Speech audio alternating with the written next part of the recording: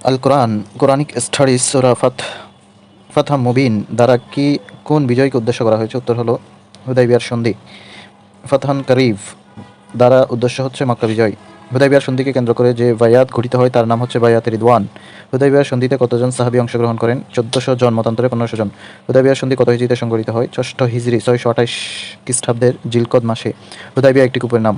হুদাইবিয়ার সন্ধিকে কেন্দ্র করে কাকে হত্যার গুজব রটিত হয়? হযরত উসমান রাদিয়াল্লাহু। যে গাছের নিচে বায়াতে রিদওয়ান সংঘটিত হয়? সামুরাবা বাবলা গাছ। হুদাইবিয়া সন্ধিতে ১৪০০ সাহাবীর মধ্যে একজন সাহাবী বায়াত গ্রহণ করেননি, তার নাম হলো জাদ বিন কায়েস। বায়াতে রিদওয়ানের শপথের মূল কথা ছিল যুদ্ধ থেকে পলায়ন না করা। হুদাইবিয়া সন্ধিকে কেন্দ্র করে কতজন কাফের মুশরিককে রাসূল সাল্লাল্লাহু আলাইহি ওয়াসাল্লাম মুক্ত করে দিয়েছিলেন? উত্তর হবে ৮০ জন। হুদাইবিয়া সন্ধিকে কেন্দ্র করে সূরা ফাতহে কোন যুদ্ধলব্ধ সম্পদের প্রতিশ্রুতি দেওয়া হয়েছে? খায়বারের যুদ্ধের গনিমতের মাল। হুদাইবিয়া সন্ধি কাদের সাথে স্বাক্ষরিত হয়েছিল? কুরাইশদের সাথে। হুদাইবিয়া কোথায় অবস্থিত? মক্কা থেকে ৯ মাইল দূরে।